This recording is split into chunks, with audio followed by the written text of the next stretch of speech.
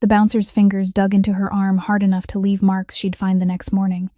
And Rhea Vance didn't scream she'd learned a long time ago, that screaming only made men like him grip tighter. She just stumbled, knees scraping the polished black floor of the velvet cage, her cheap shoes sliding out from under her while 300 people in that gleaming nightclub watched and pretended they weren't watching.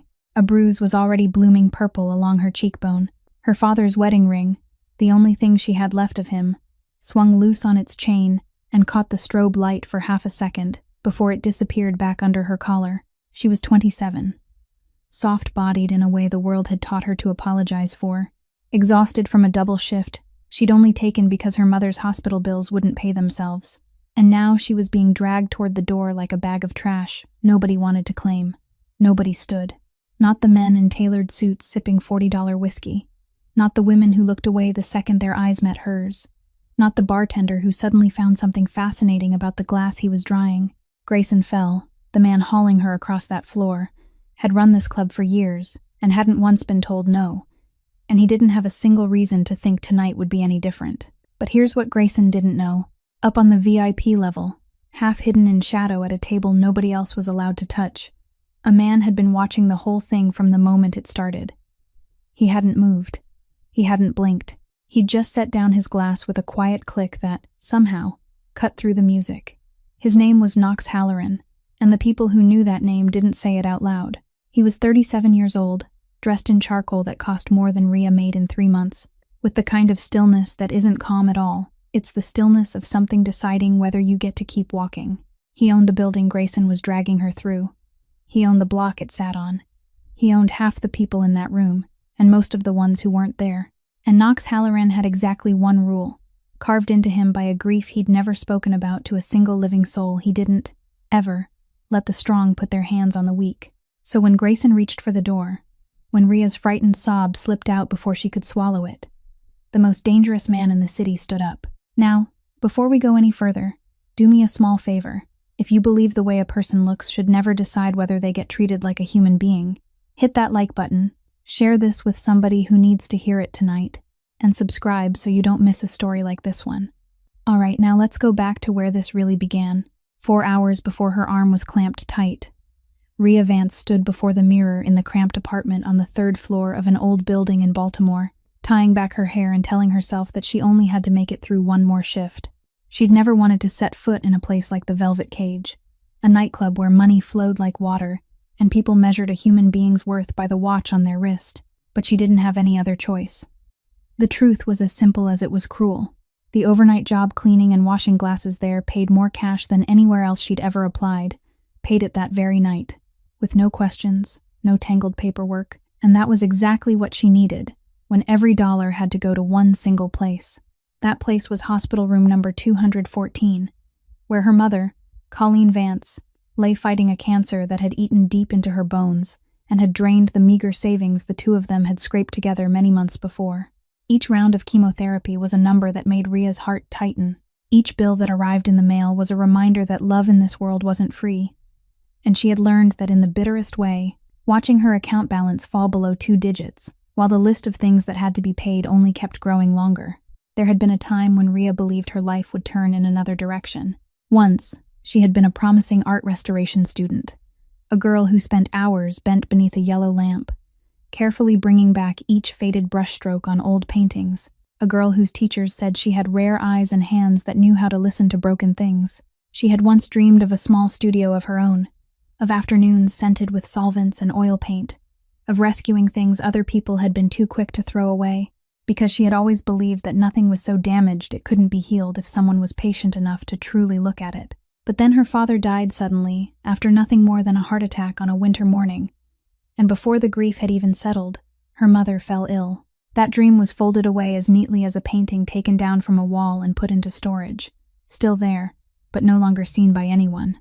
She left school with only 1 semester standing between her and her degree, sold the restoration tools she had once treasured, and stepped into one hourly wage job after another, until she drifted into that nightclub like a piece of wood, carried to the end of the current. The only thing she never sold, never took off, even on nights when hunger made her hands tremble, was her father's wedding ring hanging from a thin chain around her neck. It was the last thing left of the man who had taught her that the value of a person didn't lie in what they owned, but in how they treated those who had nothing to give them in return. Whenever she was afraid, whenever she felt small and invisible in the wide, cold world, she would lift her hand to touch that warm circle of metal as though touching a reminder that she had once been loved without conditions. That evening, as she slipped on the shoes with worn-down heels and stepped out the door, she didn't know that the few short hours ahead would change everything. She didn't know that the place she thought of only as a temporary way to earn money would become the place where her life was broken apart and then built again in a way she had never dared imagine. She only knew that her mother was waiting for medicine money, that her shift began at 9 o'clock, and that she had to make it through one more night, just as she had told herself every day. Only one more night. Inside the velvet cage, Rhea learned very quickly that there was a kind of person who was invisible, and yet still seen, and she belonged to that kind, faint enough that no one remembered her name, yet still visible enough to become a target for cruel words whenever someone had too much liquor and too little kindness. The guests in expensive suits had a habit of treating the cleaning staff as though they were part of the floor, and with Rhea it was even worse, because her full figure was always a convenient excuse for people to toss out jokes that made her want to dissolve into the air. There was a man who whistled at her when she bent down to wipe up a spilled puddle of liquor. There was another who deliberately knocked a glass to the floor, then laughed under his breath and told her she ought to thank him for giving her something to do. There were people who looked her up and down with contempt in their eyes, then leaned toward their friends and whispered something that made the whole table burst out laughing. Rhea had grown so used to it that she no longer lifted her head.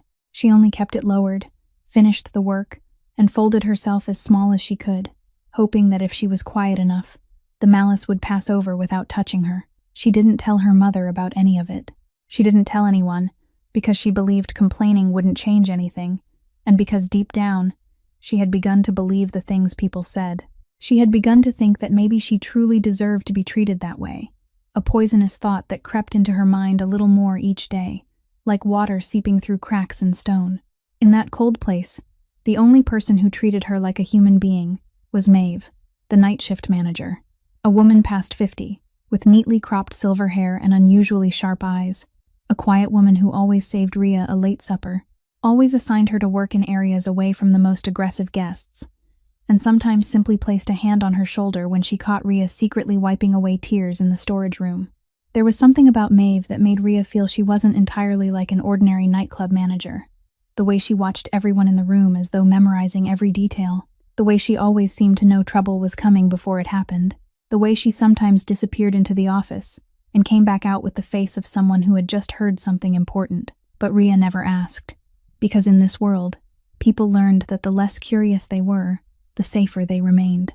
One night, while the two of them were resting behind the counter, Maeve saw Rhea holding a supplier invoice and frowning as she studied the signature at the bottom. Then she heard Rhea quietly say that the signature didn't match, that the line here hesitated and had been gone over again, instead of written in one continuous motion the way a real signature usually was. When Maeve asked in surprise how she knew, Rhea only shrugged and said that when she had studied restoration, she'd been taught how to read ink and pen strokes in order to tell an original from a copy, that a true hand always left behind its own rhythm, one no one could imitate completely, and that she could see the lie in a line of handwriting more easily than she could see it on a person's face. Maeve looked at her for a very long time after that sentence, longer than such a passing remark should have deserved, then slowly nodded and changed the subject. But something in her eyes had shifted, as though she had just tucked away a piece of information in some drawer to be saved for later. Rhea didn't pay attention to it. She only felt warmed by the fact that, for the first time in many months, someone had listened to her speak without laughing at her. Then she returned to her work, with no idea that the small skill she had just mentioned by chance, as well as the kind woman sitting beside her, would later become two links in the chain that would decide her fate in ways she couldn't yet imagine that night. While Rhea was beginning her shift that night, in another part of the city, Knox Halloran sat inside a black car parked outside a cold glass building, turning through the pages that his loyal accountant had just placed on his lap, with the tense expression of a man who knew he was bringing bad news. The velvet cage was one of many links in the empire Knox had built from nothing, a network of seaports, casinos, and real estate spread across the city, run more by fear than by contracts. For many years, that nightclub had sent money flowing back to him as steadily as the striking of a clock. But over the past several months, the numbers had begun to slip out of place. At first, they were only small amounts that were easy to overlook. Then slowly, they became gaps that couldn't be explained. Cash vanished from the books. Supply contracts were inflated. Shadowy transactions crept into places that should have been clean. And Knox wasn't the kind of man who believed in coincidence. He had handed the velvet cage over to Grayson Fell years earlier, a subordinate who had once seemed loyal and sensible. And that was exactly what made the betrayal, if there was one, more infuriating than anything else. In the world Knox lived in, he could forgive an enemy, because enemies were meant to stand against him. But he never forgave a man who had been trusted by him and then turned around to stab him in the back. People feared Knox not because he was loud or violent, but because of the opposite, because he remained absolutely calm even when making decisions that cost others everything, because he could look at a person and calculate both their worth and their threat in only a few seconds, because when he lowered his voice, the whole room seemed to lower itself with him. He was ruthless. No one denied that. He had done things that still came back to haunt him at night, had made those who deserved punishment pay in ways no one dared repeat aloud. Yet within that ruthlessness, there existed something like a private code he never broke, a boundary drawn in blood from some deep place in the past that he kept locked away. Because Knox Halloran was rich enough to buy an entire neighborhood, yet poor to the bone in the one thing money couldn't purchase. He had no wife, no children, no friend he dared turn his back on and sleep peacefully beside. He had only those who feared him and those who coveted what he held. And every night, he returned to that vast penthouse to face the silence of his own life. There was a name, a face, a girl's laugh that he didn't allow himself to think about for too long, because each time he did, the old wound began to bleed again. Something had been lost many years ago, something he hadn't been able to save even though, at that moment, he had been close enough to touch it. It was that helplessness from long ago that had forged the man he was now, that had turned the young man who once knelt crying beside a cold body into a man who would never again allow himself to stand still and watch the strong trample the weak. That was why, tonight, he didn't send anyone in his place. He came to the velvet cage himself, without warning, without spectacle, only walking in quietly, so he could see with his own eyes just how far Grayson had betrayed him, and decide what price the man would have to pay. And he had no idea that inside the nightclub he was about to enter that night, fate was waiting for him in the form of a girl the whole world had turned its back on, a girl who was about to make the old principle inside him come alive more fiercely than ever before. Knox entered the velvet cage through the back door, reserved for him, without a single word of warning, and within only a few seconds the news of his presence spread like a cold current of air, making the lower managers suddenly straighten their backs, while Grayson Fell went pale and tried to hide it behind a strained smile as he hurried out to greet him. Knox went straight up to the VIP floor, chose his usual table in the shadowed corner where he could watch the entire dance floor without anyone being able to see his face clearly, ordered a glass of whiskey, and quietly studied the way Grayson moved through the crowd, noticing every hurried conversation, every evasive glance, every small sign of a man hiding something. Rhea had been assigned to carry drinks up to the VIP section that night because another employee had called in sick, and she hated it, because the upper floor was always where the most dangerous guests gathered, the kind of people whose very gaze made her feel small, but she had no right to refuse. So she carried the tray upstairs with hands that were already trembling from exhaustion after many hours of standing. As she came near the table in the corner, a drunken guest staggered backward and slammed hard into her elbow, and in one horrible instant, she felt the tray tilt, the glass slip beyond her reach, and then the entire portion of ice-cold liquor spilled straight down the sleeve of the man sitting in the darkness. The whole VIP section seemed to stop breathing. Rhea clearly heard someone draw in a sharp breath, saw the face of the nearest waiter turn white, and she herself froze in place, her hand still gripping the tilted tray, her heart pounding wildly, because she had already realized who she had just spilled liquor on. She had seen people fired for mistakes far smaller than this. She had watched Grayson dismiss a girl simply for breaking a glass, and now she had just splashed an entire drink onto the man even Grayson had to bow and scrape before. So, following the instinct that had been beaten deep into her through months of being crushed down, she immediately lowered her head, drew in her shoulders, stammered out an apology, and reached blindly for the towel at her waist to wipe it away, her whole body tightening as she waited for the shout, waited for a hand to rise, waited for that familiar moment when the world punished her once again simply for existing. but the shout never came.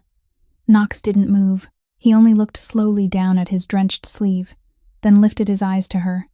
And in that moment, when he raised his head, his gaze moved over her lowered face, over her trembling shoulders pulled inward as though she wanted to disappear, then stopped for half a second on the wedding ring hanging from the chain that had swung out from beneath her collar when she bent down. Something passed through those eyes that were usually as cold as stone. Something very small and very quick. Not pity, but something closer to recognition, as though in her shrinking posture, as she braced for a blow, he had just seen an image he knew too well, a fear he had once witnessed on another face long ago.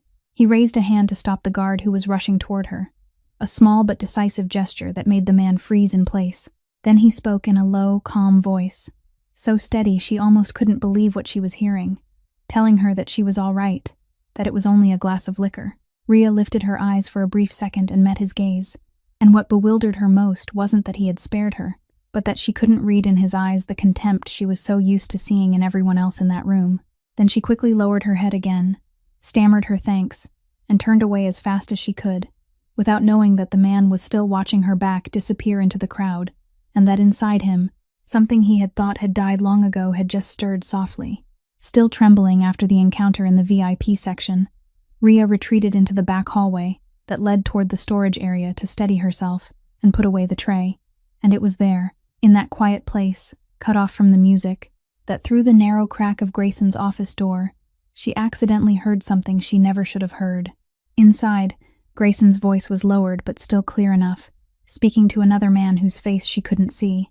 A deep voice, cold and full of authority in the way of someone used to giving orders, and they were discussing something Grayson called the debtor list. Rhea stopped short, pressed herself against the dark wall, and felt her heart pound as she listened to Grayson list names along with numbers and home addresses. She heard him laugh under his breath and say that the old and the sick were the easiest to handle because they were desperate and alone, that all you had to do was put a paper in front of them at the exact moment they were drowning in hospital bills, and they would sign anything without even bothering to read it. The other man answered in a satisfied voice that the beauty of the plan was that everything looked completely legal, that they signed willingly, that by the time they realized they had signed away their homes, it was already too late, and no court would defend a debtor who had put their own name on a contract. When Rhea heard that, the blood in her body seemed to freeze, because the phrase Grayson used next sounded terrifyingly familiar.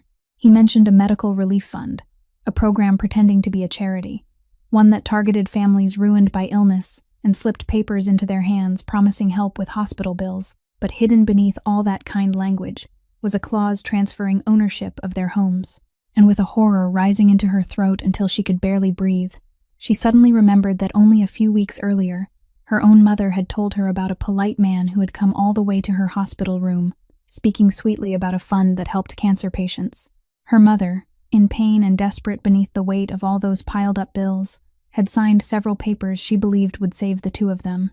Rhea stood there with one hand pressed over her mouth to keep a sob from breaking out, as all the scattered pieces from the past suddenly locked together into one terrible picture. The small house where she had grown up, where her father had repainted the fence every summer, where her mother still dreamed of returning after she was discharged from the hospital, might no longer belong to them at all. It might have become nothing more than a name on the debtor list those men were talking about as casually as if they were discussing the weather. Then she heard the thing that turned her whole body cold. Grayson's voice read a name aloud from the list, and that name was Colleen Vance, her mother, followed by the address of their house, and a mark showing that the file was nearly complete. She had to grip the edge of the wall to keep from collapsing, her mind spinning between fury and fear, because she had just understood that all the nights she had worked herself to exhaustion in this nightclub, sending every dollar back to the hospital, could become meaningless if even their home was being stolen by the very same people sitting behind that door. She didn't know who the cold-voiced man sitting with Grayson was. She hadn't seen his face, and she hadn't heard his name, but from the way Grayson spoke to him, she could feel that he was the one truly in charge, the man who stood even above Grayson in this dark network. And she understood that what she had accidentally heard wasn't some scattered little scam, but an organized machine swallowing the weakest people whole.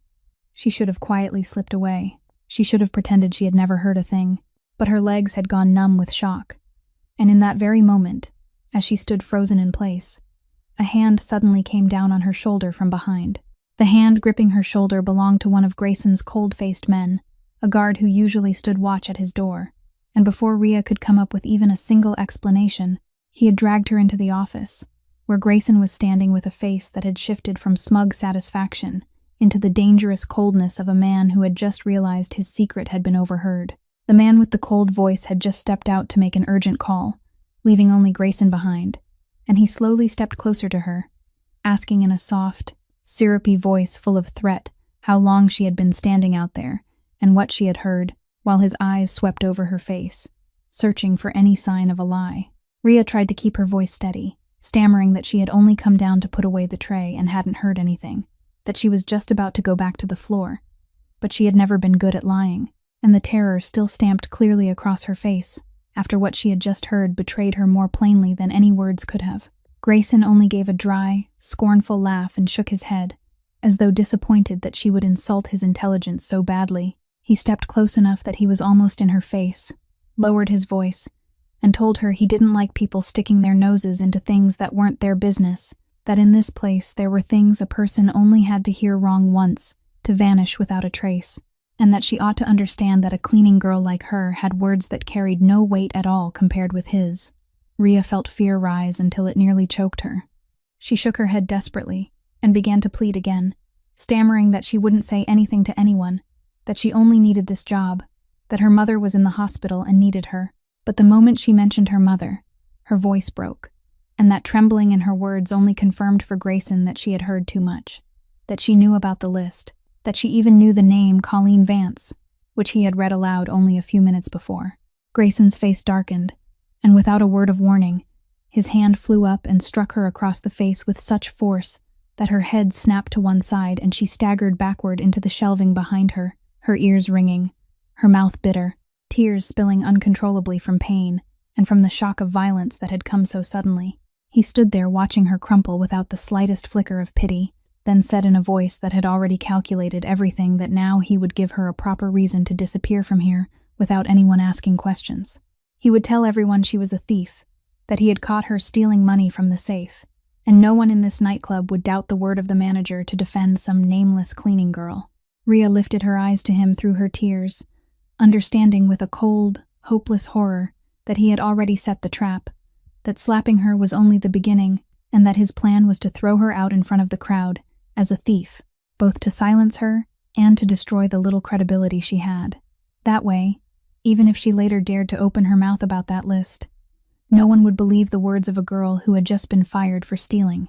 He grabbed her arm and yanked her to her feet, ignoring her pleas and the tears rolling down her face, then shouted for his man and ordered him to drag this little thief out of the club where everyone could see her. And as she was pulled stumbling through the office door, back toward the lights and the pounding music, Rhea only had time to lift one hand and touch her father's ring at her throat, clinging to that last small fragment of courage, with no idea that in the next few seconds, when she was dragged out into the middle of the floor before 300 indifferent people, there would be one person in that entire room who would decide not to turn away. Knox had risen to his feet, and the entire VIP floor seemed to sink beneath the weight of his tall shadow as he left the hidden corner and began descending the stairs toward the main floor, unhurried, one step at a time, his eyes locked on the sight of the underling, dragging the girl toward the door. He had recognized her at once, the girl who had spilled liquor on his sleeve earlier that evening, the girl with a wedding ring hanging from her neck and shoulders that knew how to curl inward while waiting for a blow. And now her face carried the mark of a hand that had just struck her. Her eyes were red from crying, and she was being hauled through the crowd like something to be thrown away, while not one person among those 300 indifferent souls lifted themselves to help. Knox had seen enough in his life to know when something was only an argument, and when it was the naked trampling of the strong over someone who couldn't fight back. And the sight before him cut straight into the one principle carved in blood inside his heart, making something cold and final rise up in place of his usual calm. When he set foot on the floor, the nearby crowd automatically parted like water before the bow of a boat, and it was the sudden silence spreading from him that made Grayson look up, made the underling pulling her freeze, and made Rhea, through the blur of her tears, lift her eyes toward the man coming closer. Knox stopped a few steps away from them, and in a low voice that wasn't loud at all but cut through the last remnants of the music, he said 3 simple words: "Let her go." The underling loosened his grip at once, by the reflex of a man accustomed to obeying orders. But Grayson was different. He had already endured a terrible night after having his secret overheard, and now he had been caught by his own boss in the middle of a filthy act. So in a panic mixed with bitter resentment, he made the greatest mistake of all. He chose to defy Knox. He forced out a smile and spoke in a voice trying to sound composed, saying this was only an internal club matter, that this girl was a thief caught in the act, and he was handling it according to procedure, that Knox didn't need to trouble himself over something so small, and could simply relax and return to his whiskey. But the moment those words left his mouth, Knox knew he was lying, because he had watched this girl all evening, had seen the way she lowered her head and apologized over a spilled drink, had seen in her the instincts of someone who was always afraid, not the cunning of a thief. More importantly, he had already heard enough about Grayson's dirty games that night to understand that the label of thief was only a convenient lie meant to hide something far worse. He didn't shout. He didn't threaten. He only moved his eyes slowly from Ria's swollen face to Grayson's paling one, then asked in a voice as soft as silk and as cold as ice how a thief had ended up with the handprint of the manager on her face. And that question hung suspended in the silent room like a blade. Grayson stammered, searching for an excuse, saying the girl had resisted and he had been forced to act, but his voice had lost its certainty, and the crowd around them began to feel that the balance of power in the room had just tilted completely to one side, in a way they hadn't expected. Knox took another step forward, now standing between Grayson and the door, between the oppressor and his escape, and he gave a slight signal for the underling holding Ria to step back, a small gesture, yet one that carried the full weight of the man who owned everything in that building. The man hesitated, then released the girl. Ria stumbled backward, clutching her aching arm, still unable to believe what was happening, while Knox never took his eyes off Grayson. And with the frightening calm of a man who had never needed to raise his voice to be obeyed, he said that now Grayson and he were going to talk properly about everything Grayson had been hiding from him. And at that exact moment, the club's front door burst open. The man who stepped through the newly opened door was a man somewhere past 50, in a perfectly tailored suit. His graying hair combed neatly back, a politician's smile already fixed on his lips, and the walk of someone accustomed to having doors opened for him and heads bowed in greeting. The moment he appeared, Grayson, who had been backed into a corner beneath Knox's gaze, seemed suddenly to find something to lean on again. His shoulders straightened, and a crooked smile returned to the face that had just been pale with fear. Behind that man came a second figure, broader and heavier, dressed in plain clothes but with a police badge visible at his belt and a holster at his side, his face grim in the way of a man used to bending the power of the state toward purposes that were anything but clean. Grayson immediately signaled to his men, and within only a few seconds, the doors of the velvet cage were locked one after another. The music was cut off abruptly, leaving the whole room plunged into a silence stretched tight as a wire, with 300 people now trapped together in a space that had suddenly become suffocating and dangerous. The older man walked into the middle of the floor and looked around with the casual ease of someone who believed he controlled every situation. Then he stopped in front of Knox and greeted him by name, his tone polite but faintly condescending, introducing himself as August Price. Standing off to one side, Ria recognized him at once as the cold, commanding voice she had overheard behind Grayson's office door, the true head of the debtor list, the man at the center of the machine that was swallowing the homes of the sick. Price said he was a respected businessman, a candidate running for the city council, a friend of order and the law, and he introduced the police officer with him as Inspector Delaney Kerr, a man who, according to Price, was always willing to help resolve small misunderstandings smoothly. Kerr stepped forward and declared in a hard voice that there had been a report of theft inside the club, that he was there to arrest the fraudulent little employee, and that everyone simply needed to stand still and cooperate if they didn't want trouble. His eyes slid toward Ria with the threatening look of a man who intended to turn a slanderous lie into a lawful arrest in order to silence her forever. Knox stood motionless in the middle of it all, showing no sign of being shaken by the arrival of the two men, because he understood the performance unfolding before him at once. He understood that Grayson hadn't acted alone, that behind him stood an alliance between Price's money and Kerr's corrupted authority, and that the fact they had rushed there together that very night proved one thing clearly. The small, trembling girl had accidentally learned something dangerous enough that they were willing to mobilize an entire machine to erase her. Knox looked at Price slowly, measuring the man before him with the calm of a hunter recognizing his prey.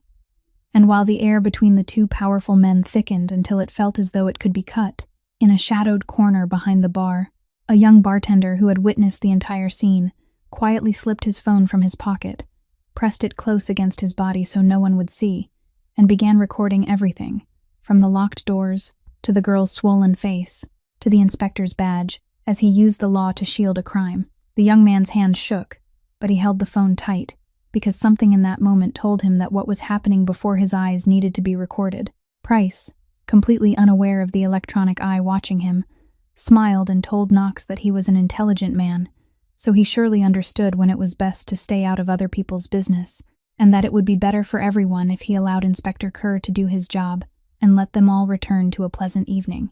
But his smile began to stiffen when Knox still didn't move, didn't say a word, and only looked at him with eyes that had already decided something no one in the room had yet managed to guess. Knox held his silence for one more beat, long enough for Price and Kerr to feel that empty pause begin pressing down on them. Then he slowly spoke, not to Price, but to the inspector, in the calm voice of a man placing each chess piece exactly where he had already planned it to go. He said that before Inspector Kerr arrested anyone for theft, perhaps he ought to know that the manager who had just accused that girl had been embezzling money from this very club for months, and that Knox had proof of it in his possession. Knox drew from inside his jacket a thin, neatly folded file, the same file his accountant had handed him just before he walked in here tonight, and he lifted it just high enough for Grayson to see. Then, with measured calm, he listed several figures, the missing cash that couldn't be explained, the supply invoices inflated to twice their value, the transactions falsely signed under Grayson's name with shell companies, each detail read aloud with a composure, so exact it was chilling, making Grayson's face grow paler with every sentence.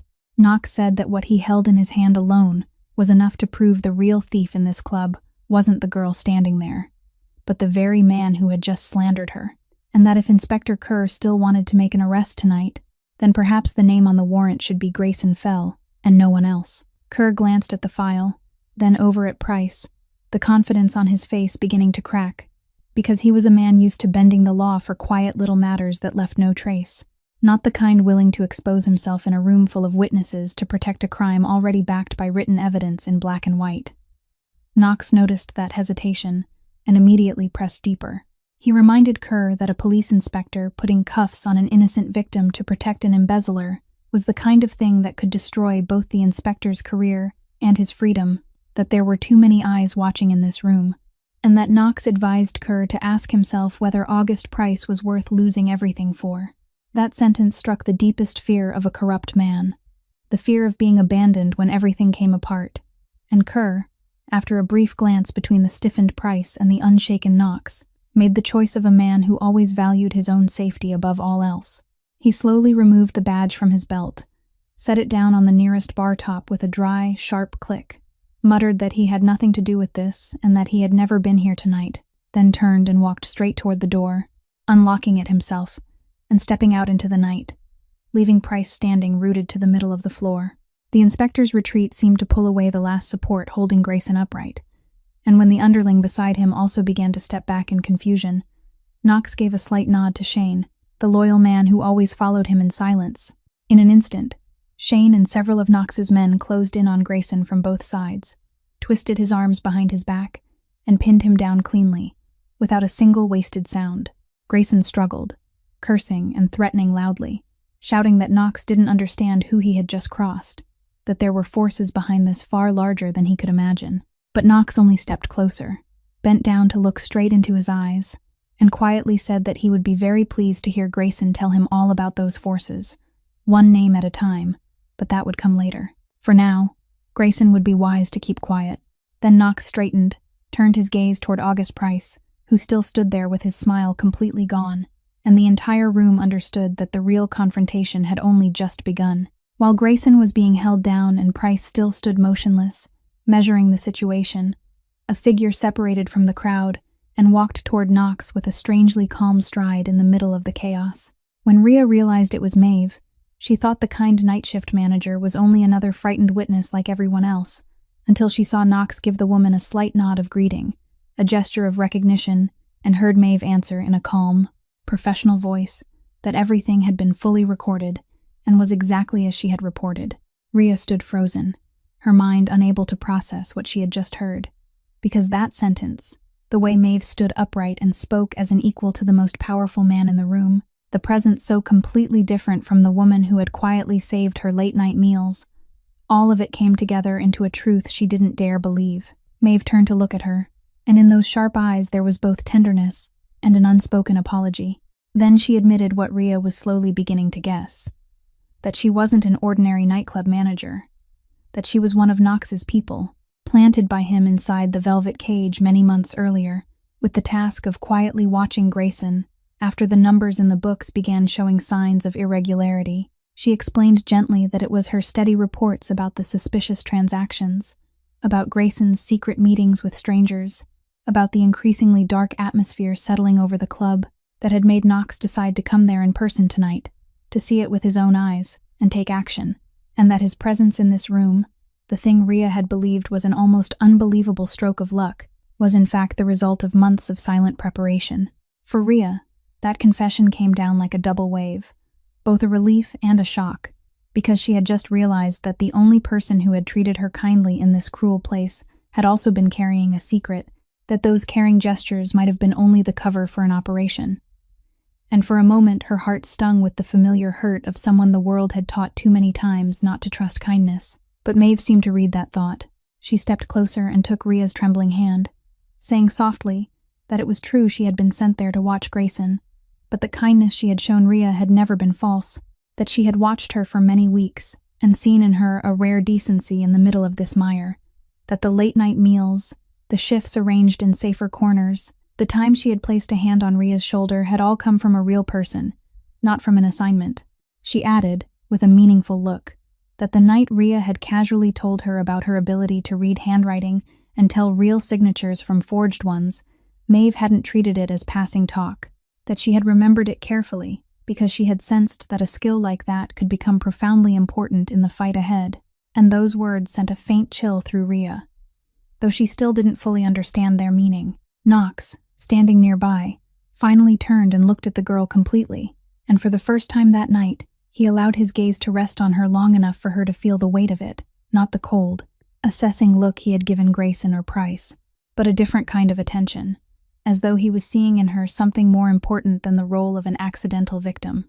Rhea, amid all the fear, pain, and bewilderment of that night, suddenly understood that her life had just been drawn forever into a world she hadn't chosen, a world of people wearing many layers of masks, where even kindness could walk beside calculation, and that from this moment on, there would be no way for her to return to being the invisible cleaning girl she had been before.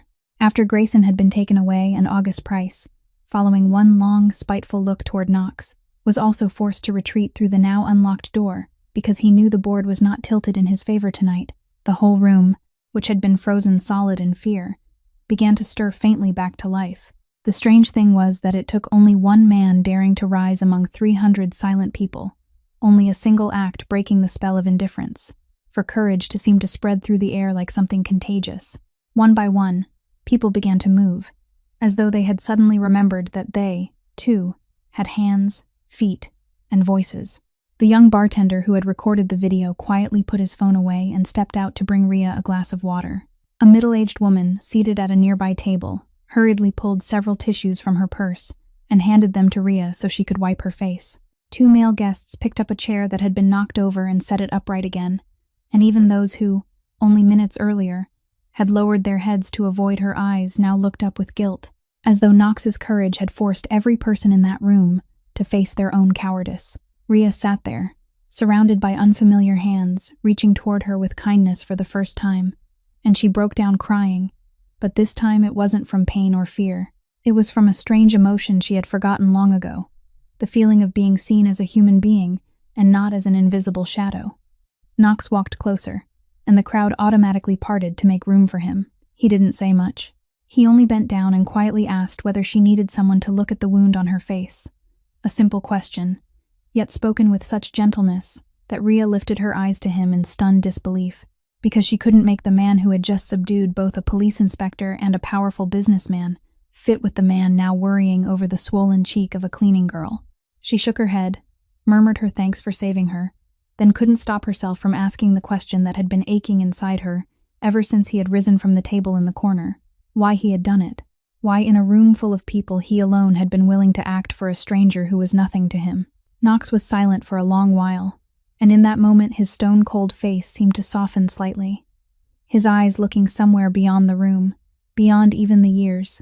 Then he said, in a voice lower and rougher than usual, that once, a very long time ago, he had stood in a room full of people and watched someone he loved get hurt, and no one had moved, not even him, because he had been too young and too powerless to do anything. He stopped, his jaw tightening as though he were swallowing something bitter, then added that he had spent the rest of his life carrying the terrible feeling of being someone who had stood by and done nothing, and that he had sworn to himself he would never let himself become that person again, would never stand still when he saw the strong trampling the weak, no matter what price had to be paid. He didn't say who that person had been. He didn't mention a name or a face, but the way he closed the story there, the heavy silence after his words, told Rhea that she had just touched the outer edge of a deep wound this man had kept locked inside for many years, a wound that had forged the whole of the ruthless man he had become, and yet strangely, the man of unbreakable principles too. She didn't ask anything more. She only quietly lifted her hand to touch her father's ring at her throat, following the old habit of searching for comfort, and Knox caught the gesture, recognizing in her the same way of carrying the dead that he understood all too well. And between two strangers whom the night had forced toward one another, an invisible thread began to fasten itself from the very losses each of them still carried in silence. After that night, Knox didn't allow Rhea to return to her cramped apartment, because he understood better than anyone that August Price wasn't the kind of man who would spare a witness who had heard too much, and that this girl had now become a danger Price would try in every possible way to erase. So he arranged for her to stay in a safe apartment under his control, with his men guarding her and making sure she was cared for through every meal and every hour of sleep. For Rhea, being suddenly drawn into Knox's world was an experience both overwhelming and unsettling, because around her now was the cold luxury of vast rooms, quiet men with guns standing outside the door, and a kind of safety purchased through power that she couldn't make herself feel comfortable with, while her mind was always turned toward her mother lying in the hospital, with Rhea still not knowing how she was supposed to keep taking care of everything.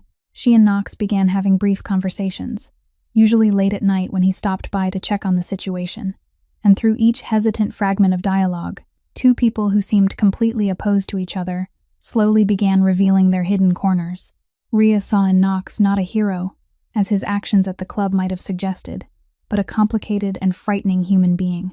A man who had ordered things done that made her shiver when she heard his people mention them.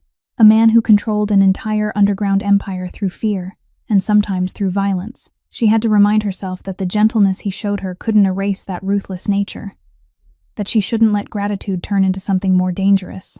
And yet, the more time she spent near him, the more she realized that behind that layer of ice was a loneliness so deep it made the heart ache, that this man who owned everything had no one he could truly talk to, no one who looked at him without fear or greed attached, and that she, a cleaning girl with nothing in her hands, was somehow the first person in many years who dared look straight into his eyes and ask him honest questions. As for Knox, he found himself surprised by his own heart when he realized that Rhea's presence eased something inside his chest, that he was finding excuses to stop by the safe apartment more often than necessary, that he caught himself listening to her talk about the paintings she had once restored, about the father who had taught her the value of a person, about the unfinished dream she had left behind, with a kind of attention he hadn't given anyone in a very long time. He knew it was dangerous. He knew that in his world, attachment was a weakness his enemies could exploit. He knew this girl deserved a decent life far more than she deserved to be pulled into the blood-stained orbit of a man like him, and so he tried to keep his distance, tried to appear cold and remote whenever he felt himself coming too close. But that very struggle created a quiet tension between them, a wordless temptation they both felt and neither dared to name.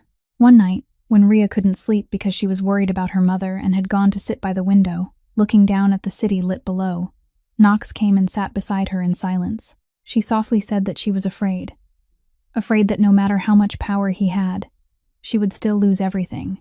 Her mother, her home, even the person she used to be. And Knox, instead of offering empty promises, only quietly admitted that he couldn't guarantee everything would be all right, but he could guarantee that as long as he was still standing, no one would be able to touch her. That naked honesty, without decoration and without false comfort, made Rhea trust him more than any sweet words ever could, and at the same time it frightened her to realize that her heart was leaning toward a man her reason kept telling her to be wary of. August Price wasn't the kind of man who sat still and accepted defeat. And when he realized that confronting Knox directly in a room full of witnesses was impossible, he turned to the familiar method of the wealthy and cunning, bribery from within, trying to break his opponent through the very people closest to him. He discovered that there was one disgruntled man in Knox's ranks, a longtime underling named Doyle, who had always been jealous because he felt Knox had never trusted him enough to give him the most profitable positions. A man who had quietly accumulated resentment over the years, and Price approached him with a large sum of money and the promise of a higher place in the new order after Knox was removed. Doyle agreed, and he gave Price's people Knox's travel schedule, especially the fact that Knox often went alone to an old warehouse in the port district late at night to inspect shipments, a habit very few people inside the organization knew about. On the night of the ambush, when Knox stepped into the dim warehouse with only Shane beside him, he immediately felt that something wasn't right. The silence too deep, the faint smell of gunpowder in the damp air, and the instincts tempered through years of life and death saved him when he shoved Shane down just as the first burst of gunfire tore through the darkness. A shootout erupted inside the cramped warehouse, bullets striking metal crates and throwing off sparks, Knox and Shane rolling behind a concrete wall for cover, and in the chaos Knox was grazed by a bullet across his left shoulder, blood soaking through his sleeve, a sharp, burning wound, reminding him that no matter how powerful he was still only a man of flesh and bone who could fall like anyone else. But he didn't panic. He fought with the coldness that had become instinct, tracking each sound to locate the attackers, and with his experience and Shane's cover, the two men gradually turned the tide, taking down several gunmen and forcing the rest to flee into the night. When everything settled, Knox leaned back against the cold wall, one hand pressed hard over the bleeding wound, breathing heavily in the warehouse, now scattered with spent shells and gun smoke, and the first thing he thought of wasn't the pain, but the chilling question of how the enemy had known exactly that he would be here at this hour when only a very small number of people knew that schedule. Shane, his face pale after escaping death, realized the same thing, and both men reached the same spine-chilling conclusion that this ambush couldn't have happened unless there was a traitor inside the organization who had sold him out. Knox had his people investigate quietly, following the small clues about who had known the schedule and who had made unusual contact in recent days. And in the end, every lead pointed to a single name, Doyle, the man who was brought before Knox the very next night by Shane and Knox's men. Under Knox's icy stare, Doyle denied everything at first, but then he broke and confessed it all, that August Price had been the one who paid him, that Price was desperately trying to eliminate Knox before Knox could expose his operation, and that Price had also mentioned Grayson as an important link now being held captive. One Price feared might open his mouth. Knox stood listening in silence, the wound in his shoulder still throbbing like a reminder of the ruthlessness of the enemy he was facing. And he understood that this war had entered a far more dangerous stage, that Price wouldn't stop at targeting him and would sooner or later go after Rhea and her mother. And that to protect the girl who had awakened something he had thought long dead inside him, he would have to end August Price before Price could strike first. When Knox brought back the files gathered from his sources, including the home transfer contracts Price's operation had forced the victims to sign, he spread them across the long table in the safe apartment, with the intention of having his lawyers review them. But Rhea was the one who noticed what no lawyer had seen. She asked to look at the papers, at first only because she wanted to find the contract bearing her mother's name, but when the eyes trained through her years of studying restoration moved across the pages, something began to make her stop, a vague irregularity in the signatures lying at the bottom of each contract. She asked Knox for a magnifying glass and a bright lamp, then sat down and bent over the papers in the very same posture she had once held for hours before old paintings. And in that absolute concentration, she began to read the ink strokes in the way only someone properly trained could, following the pressure and fading of the ink, the direction of the pen, the places where it hesitated, and the places where it flowed without a break, the private rhythm every human hand leaves behind when it writes. The more she looked, the more certain she became, and then she lifted her head and told Knox, her voice trembling with emotion, that these signatures were fake, not one or two of them, but almost all of them, that they had been made by tracing from an original signature sample, rather than written by the victim's own hands. She explained that a real signature always had a natural variation in speed and pressure, places where the pen moved quickly and places where it pressed down according to unconscious habit, while traced signatures always carried a forced kind of evenness, a very slight tremor along the curves, because the forger had to slow down to follow the sample line. And once a person knew how to look, those signs appeared as clearly as daylight. She turned to the contract bearing Colleen Vance's name and showed Knox that her mother's signature here was fake too, that she knew her mother's handwriting better than anyone on earth, and she was certain her mother's hand had never written that line. Perhaps her mother had signed some paper believing it was an application for assistance, only for that real signature to be used by them as a model to reproduce across one home-stealing contract after another, contracts she had never even seen. That discovery changed the entire situation, because, until now, the evidence Knox held was enough to stop Price for one night, but still not enough to bring him down before the law, since every contract carried what appeared to be a valid signature, and Price could always deny everything by claiming the victims had signed willingly. But now, if they could prove those signatures had been fabricated, the entire legal shell he had worked so hard to build would collapse, turning transactions that had seemed clean into evidence of an organized crime built on forged documents.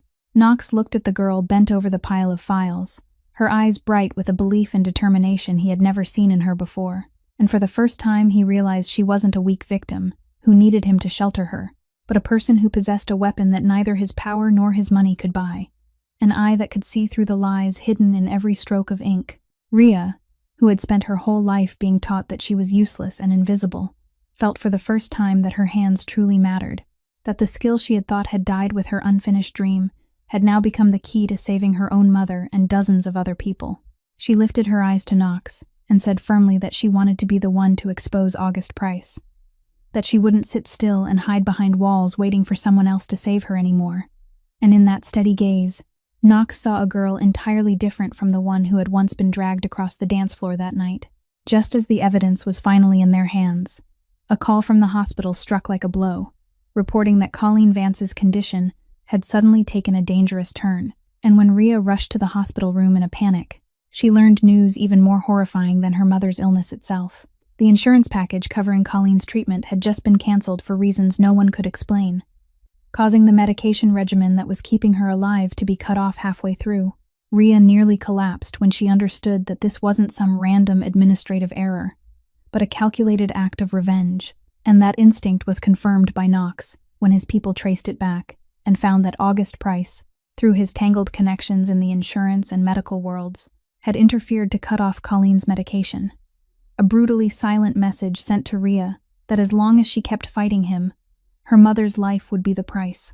This was a race against time in the most literal sense, because every hour that passed without medicine was another hour Colleen grew weaker, and Rhea stood trapped between the cruel choice of giving up the evidence to save her mother, or continuing a fight that might cost her mother's life. While Knox urgently used every resource he had to restore the medication supply and stabilize Colleen's condition before it was too late. In the middle of that crisis, Knox decided it was time to force Grayson to talk, and in the room where the man was being held, under the pressure of evidence slowly closing in around him and the fear that Price would have him killed to silence a loose end, Grayson finally confessed everything in the hope of saving himself. He admitted that August Price was the one who had ordered Colleen's insurance cut off, that Price stood at the head of the entire operation stealing homes from the sick, and that he was willing to kill without hesitation to protect his filthy empire. But then Grayson added something that made the whole room seem to freeze, a detail that slipped out while he was trying to prove the depth of Price's cruelty. He said Price had been running this game of taking homes from desperate people for more than 13 years, that back then he had still been a loan shark hiding behind a respectable face, and that one of the families he had driven to the edge that year had been completely destroyed. A family with a young girl who couldn't bear the persecution and humiliation and had taken her own life. Knox, standing silent in the corner of the room, suddenly felt as if the ground had collapsed beneath his feet, because every detail in Grayson's story matched with terrifying precision the tragedy he had buried for 13 years, the sister he hadn't been able to save, the family crushed by a ruthless lender until they lost both their home and their dignity during that very same time. He stepped forward, seized Grayson by the collar, and in a hoarse voice demanded the name of the lender from that year, and when Grayson, trembling, confirmed that it had been August Price, that Price had often bragged about his brutal early schemes as though they were trophies. Knox released him and stepped back, his whole body motionless while a storm sealed inside him for 13 years suddenly broke open.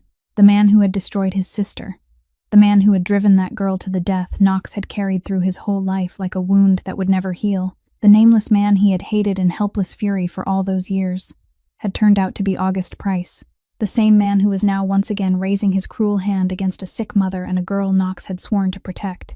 And in that moment, the fragile line between justice and revenge that Knox had held steady for so long began to crack, as the blood hunger inside him rose more violently than anything his reason could restrain. Knox stood there with 13 years of rage boiling through his veins, and for one breathless, endless moment, everything inside him pointed toward one thing only: finding August Price and ending with his own hands the man who had destroyed his sister, the man who was now threatening the woman he didn't want to lose again. He had already given the order to prepare. He had already started toward the door with the face of a man about to do something from which the rest of his life would never be able to turn back. And it was at that moment that Rhea stopped him, standing between him and the door with eyes still red from the hours she had spent at her mother's hospital bedside. She didn't shout. She didn't beg. She only looked straight at him and said she knew how deeply he was hurting, that she understood how enormous that loss was because she herself was standing on the edge of losing the only loved one she had left, but she was asking him to stop and listen to her before he walked through that door. She told him that if he went and killed Price, Price would die, but along with him would die the man Knox had struggled to preserve all these years, the part of him that had stood up in a room full of indifferent people to save a strange girl, the part that had made her believe that behind that layer of ice, there was still a heart capable of hurting for someone else. She said his sister didn't need a corpse in order to rest in peace. She needed the truth brought into the light. She needed the world that had turned its back on her all those years ago to look directly at what Price had done, and that the most powerful revenge wasn't dragging Price down to the level of his darkness, but forcing him to stand beneath the light of justice so the whole city could see what kind of man he truly was. She reminded Knox that they had everything they needed now. The video the young employee had recorded that night, clearly showing Price's and Kerr's faces along with the locked doors, Grayson's testimony, and the evidence of the forged signatures that she herself had uncovered. They didn't need blood to win. They could destroy Price in a way that made him lose everything and still have to live long enough to witness his own collapse. Knox stood motionless, his breathing heavy, and in his eyes there was a violent struggle between the old man who had survived half his life through violence and the new light this girl had somehow kindled inside him. Then, very slowly, he realized that if he killed Price, he would forever lose the right to look into Rhea's eyes without being disgusted by himself, that she was offering him a chance no one had ever offered him before, a chance at redemption not by becoming even more ruthless, but by choosing another path for the first time. He loosened the fist he had clenched tight, and in that slight nod was an entire surrender to the feeling that had softened a man everyone had believed could never be moved.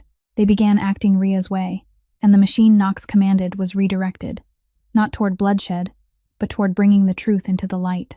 The complete files on the home-stealing operation, the video from the night at the club, Grayson's testimony, and the analysis of the forged signatures were gathered into a full body of evidence, then sent all at once to honest prosecutors, investigative journalists, and federal agencies beyond Price's reach.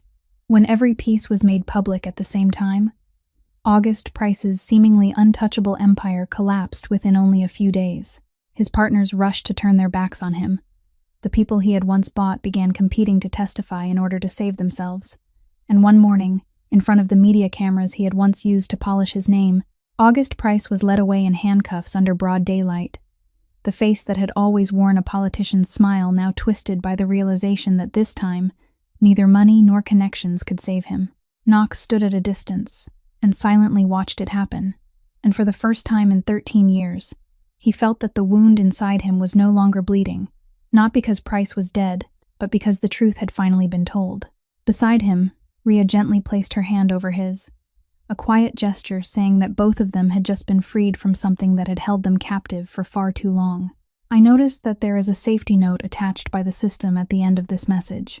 To reassure you, the story we're writing is a work of fiction, and the ending I'm about to write has been handled carefully to convey the character's tragedy in a humane way, without going into harmful details. in exactly the YouTube and advertiser-friendly spirit you requested. Below is part 18.